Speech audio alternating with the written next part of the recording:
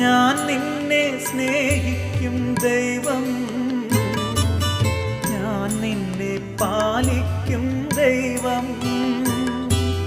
ഞാൻ നിന്റെ മുറിവുകൾ സൗഖ്യപ്പെടുത്തും സുരജീവദായകൻ ദൈവം. ഞാൻ നിന്റെ മുറിവുകൾ സൗഖ്യപ്പെടുത്തും സുരജീവദായകൻ ദൈവം.